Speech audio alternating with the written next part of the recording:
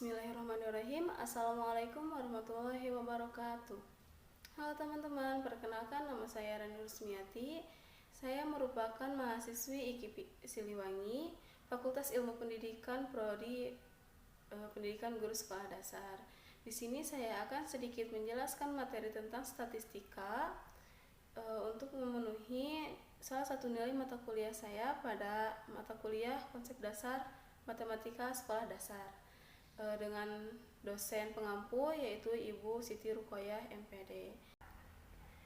Nah, yang akan kita bahas kali ini yaitu ada pengertian statistik dan statistika, perbedaan data dan datum, pengumpulan data berupa min, median, dan modus, penyajian data berupa tabel, diagram gambar, diagram batang, diagram baris, dan diagram lingkaran, beserta contoh soalnya. Nah, yang pertama ada statistik. Nah, statistik menurut Kamus Besar Bahasa Indonesia, statistik merupakan angka-angka atau catatan yang dikumpulkan, dikelompokkan, dan ditabulasi sehingga didapatkan informasi berkaitan dengan masalah tertentu. Sedangkan statistika merupakan sebuah ilmu yang mempelajari bagaimana cara merencanakan, mengumpulkan, menganalisis, lalu menginterpretasikan, dan akhirnya mempresentasikan data. Nah, kesimpulannya yaitu statistik merupakan data itu sendiri, informasi atau hasil penerapan algoritma statistika pada suatu data tersebut. Nah, statistik ini merupakan hasil pengolahan dan analisis data. Sedangkan statistika itu merupakan ilmu yang berkaitan dengan data. Yang kedua ada datum. Nah, datum merupakan informasi atau keterangan yang diperoleh dari suatu pengamatan yang berupa angka atau bilangan dan bukan bilangan, atau simbol dan bahasa atau sifat. Nah, sedangkan data itu merupakan kumpulan beberapa datum. Nah, kesimpulannya, jadi perbedaan data dan datum itu, data itu merupakan bentuk jamak dari datum. Nah, datum itu dapat dicontohkan seperti misalkan 70 kg dan lain-lain. Nah, setelah min, yang kedua ada median. Median ini merupakan nilai tengah suatu data. Nah, median ini dibagi menjadi 3 rumus. Yang pertama ada median data tunggal ganjil, median data tunggal genap, dan median data kelompok. Yang pertama ada median data tunggal ganjil dengan rumus seperti ini. Nah, rumusnya itu yaitu X dalam kurung N ditambah 1 dibagi 2 dengan keterangan X itu jumlah data dan N itu nilai data. Nah, selanjutnya ada median data tunggal genap dengan rumus seperti ini, yaitu M sama dengan 1/2 dalam kurung X dikali N dibagi 2 ditambah X ditambah X N dibagi 2 ditambah 1. Nah, selanjutnya ada median data kelompok, yaitu dengan rumus seperti ini, yaitu M sama dengan BB ditambah dalam kurung 1/2 N dikurangi F dibagi frekuensi dan dikalikan dengan P dengan keterangan BB merupakan batas bawah kelas median, N merupakan jumlah data, P merupakan panjang kelas, frekuensi merupakan frekuensi kelas median, dan F merupakan jumlah seluruh frekuensi sebelum kelas median. Nah, selanjutnya ada pengumpulan data. Nah, pengumpulan data ini berupa min, median, dan modus. Nah, yang pertama ada min. Min merupakan rata-rata dari keseluruhan data yang didapat. Nah, min ini dibagi menjadi 2, yaitu min data tunggal dan min data kelompok. Nah, yang pertama ada rumus min data tunggal. Nah, dapat dilihat rumus min data tunggal itu X sama dengan sigma XI dibagi N dengan rincian X merupakan nilai rata-rata, XI merupakan data nilai KI, dan N merupakan merupakan banyaknya data. Nah, cara mencarinya yaitu kita cukup menjumlahkan semua data, kemudian kita bagi dengan banyaknya data tersebut. Oke, selanjutnya ada min data kelompok. Min data kelompok ini bisa dirumuskan seperti ini. Nah, min data kelompok ini dengan rumus X sama dengan sigma FI dikali XI dibagi sigma FI, dengan rincian X merupakan nilai rata-rata, FI merupakan frekuensi kelompok data ke I, dan XI merupakan nilai tengah kelompok data ke I. Nah, untuk contoh soal yang pertama ada min data tunggal. Soalnya seperti ini. Di sebuah kelas telah dilaksanakan ulangan harian matematika. Dalam kelas tersebut terdapat 7 orang siswa dengan nilai 85, 75, 70, 68, 90, 85, dan 65. Hitunglah nilai rata-rata kelas tersebut. Untuk penyelesaiannya, kita masukkan dulu pada rumus, yaitu X sama dengan sigma XI dibagi N. Nah, X-nya itu sama dengan 85 ditambah 75 ditambah 70 ditambah 68 ditambah 90 ditambah 85 ditambah 65. Kemudian dibagi dengan 7, yaitu dengan hasil 438 dibagi 7 sama dengan 62,5. Yang kedua ada contoh soal min data kelompok. Pada sebuah kelas diadakan pengukuran tinggi badan dengan rincian sebagai berikut. Hitunglah min dari data tersebut. Untuk penyelesaiannya, kita membuat 2 tabel ke pinggir. Nah, kemudian kita kasih keterangan dengan XI dan XI dikali dengan frekuensi. Untuk mencari XI yaitu dengan mencari nilai tengahnya, misalkan 125 sampai 129 dan nilai tengahnya 127. Setelah mendapatkan nilai XI, kita mencari nilai XI dikali FI dengan mengalihkan keduanya dan kemudian nanti terakhir dijumlahkan.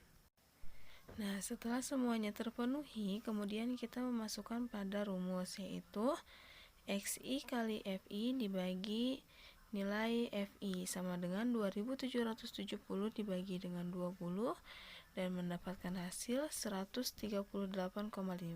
Jadi rata-rata tinggi badan pada kelas tersebut yaitu 138,5 cm.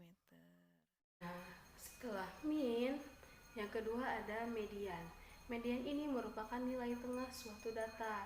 Nah, median ini dibagi menjadi 3 rumus. Yang pertama ada median data tunggal ganjil, median data tunggal genap, dan median data kelompok. Yang pertama ada median data tunggal ganjil dengan rumus seperti ini. Nah, rumusnya itu yaitu X dalam kurung N ditambah 1 dibagi 2 dengan keterangan X itu jumlah data dan N itu nilai data.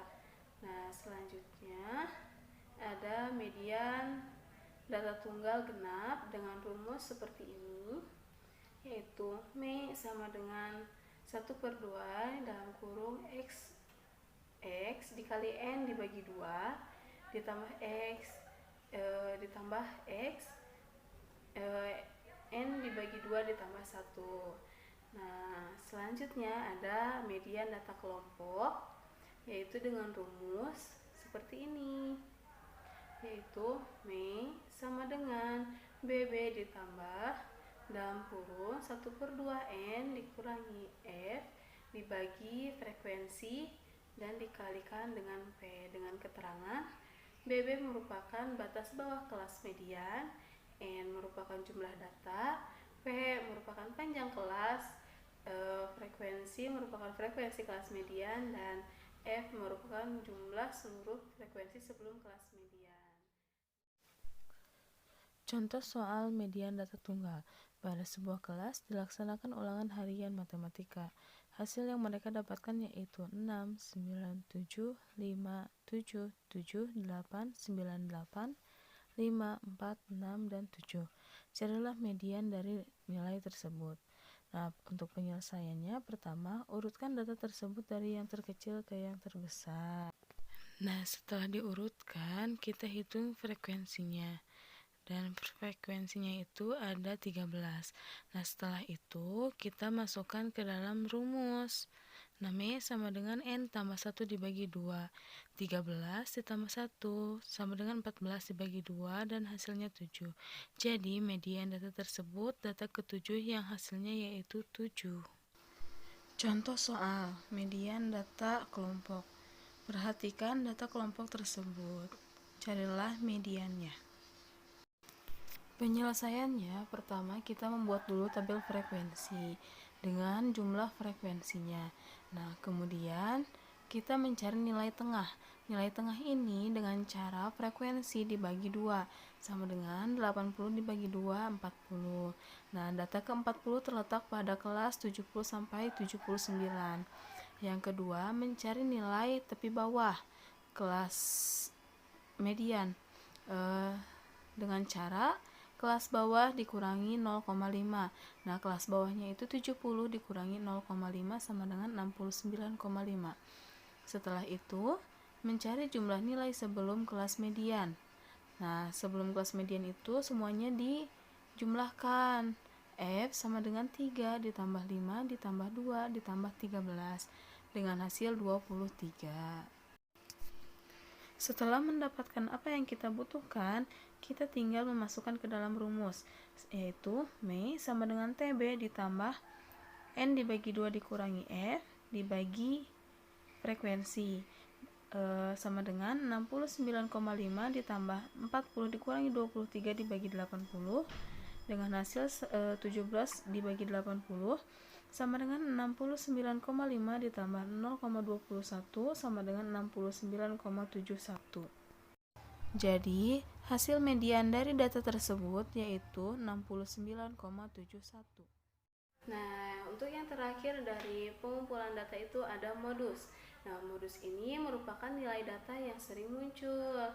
Nah, modus juga dibagi menjadi dua, yaitu data tunggal dan modus data kelompok. Untuk mencari modus data tunggal, kita cukup mengurutkan data dari yang terkecil sampai yang terbesar, kemudian kita hitung frekuensinya, frekuensi yang mana yang paling banyak dan itu menjadi jawabannya. Nah, untuk modus data kelompok memiliki rumus seperti ini, yaitu mo sama dengan TB ditambah dalam kurung D1 dibagi D2 ditambah D1, kemudian dikalikan dengan L dengan keterangan TB merupakan batas bawah kelas modus, D1 merupakan selisih frekuensi kelas modus sebelum kelas modus, D2 merupakan selisih frekuensi kelas modus setelah kelas modus, dan terakhir L merupakan panjang kelas. Contoh soal. Yang pertama, modus data tunggal. Sebuah kelas telah melaksanakan ulangan harian matematika. Dari 13 orang siswa mendapatkan nilai masing-masing 6, 9, 7, 5, 7, 7, 8, 9, 8, 5, 4, 6, 7. Tentukan modus data ulangan tersebut. Pertama-tama kita urutkan nilai tersebut. Kemudian setelah diurutkan, kita akan mendapatkan hasilnya. Kemudian kita pilih frekuensi mana yang lebih besar, dan hasilnya yaitu 7. Contoh soal modus data kelompok. Perhatikan tabel frekuensi di samping. Hitunglah nilai modus data tersebut. Pertama, kita mencari kelas modus, yaitu terletak pada kelas 70 sampai 79.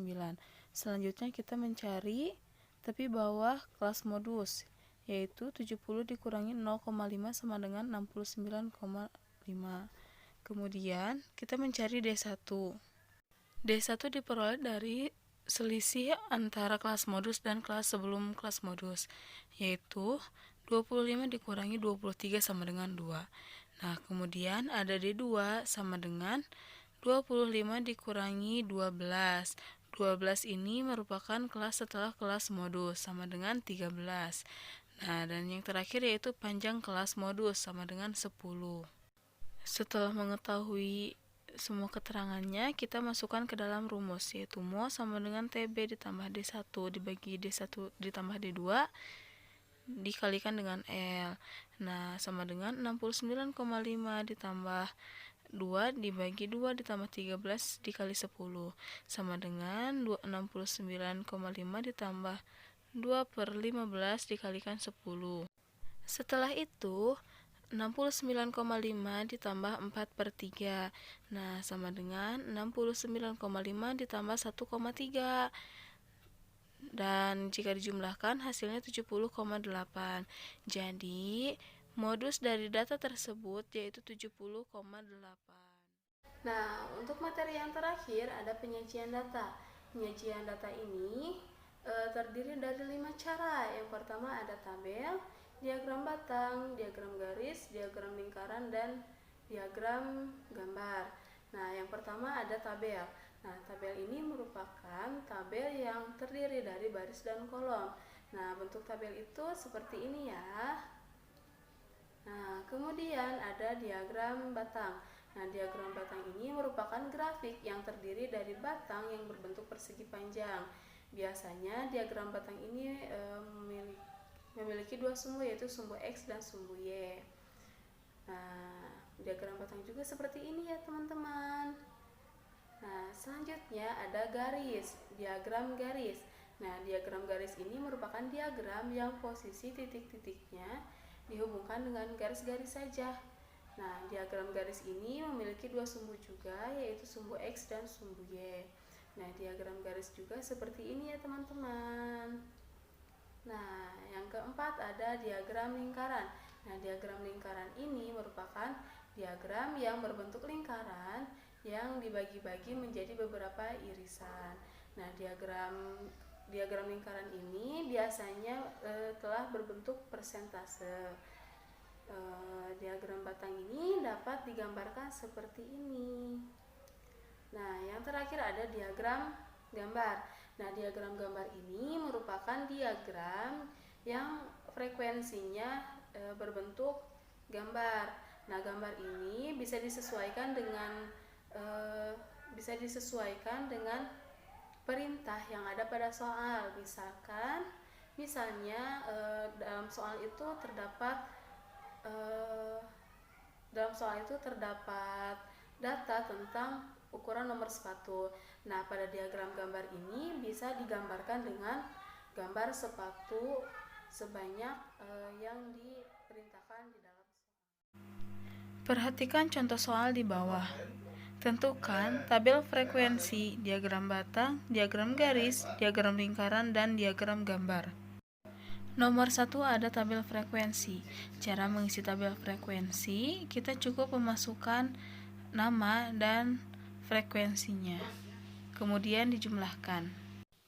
Yang kedua ada diagram batang. Nah, diagram batang ini cara mengisinya kita cukup menyiapkan tabel frekuensi. Kemudian kita mulai dengan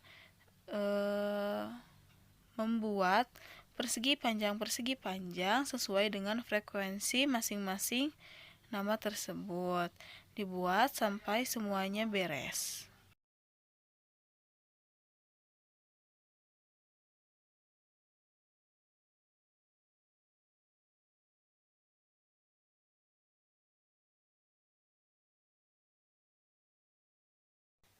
Nah, yang ketiga juga ada diagram garis. Nah, diagram garis ini sama seperti diagram batang, memerlukan tabel frekuensi untuk menentukan titik-titik koordinatnya. Nah, yang pertama itu kita membuat titik tengah antara frekuensi dan hasil panen. Nah, kemudian kita lanjutkan sampai semuanya beres. Nah, kita bisa memberi titik-titik supaya bisa lebih rapi lagi.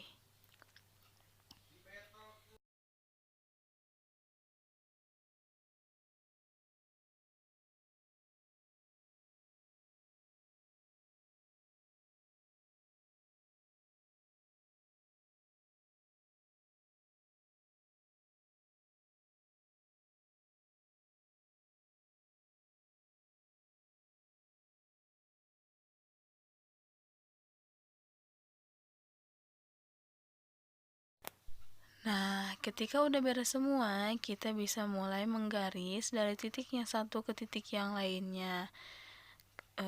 Kemudian kita gariskan, jangan sampai terputus. Yang keempat ada diagram lingkaran. Nah, diagram lingkaran ini sama seperti diagram-diagram sebelumnya yang memerlukan tabel frekuensi. Nah, sebelum masuk ke diagram lingkarannya, kita harus membuat dulu perhitungan untuk menentukan berapa derajatnya yang akan dibuat nanti. Nah, untuk menghitung diagram lingkaran ini, yang pertama ada frekuensi dibagi jumlah frekuensi dikali 360. Contohnya. Nah, ini adalah hasil dari perhitungan yang tadi kemudian dimasukkan ke dalam diagram lingkaran. Untuk diagram gambar pula, kita masih menggunakan tabel frekuensi. Nah, kemudian kita bisa mencantumkan gambar-gambar di tabel tersebut. Mungkin hanya sekian yang dapat saya sampaikan. Semoga ilmu yang saya sampaikan bisa bermanfaat bagi kita semua. Saya memohon maaf apabila banyak kekurangan dan banyak kekeliruan yang barusan saya sampaikan. Kurang lebihnya saya mohon maaf. Wassalamualaikum warahmatullahi wabarakatuh.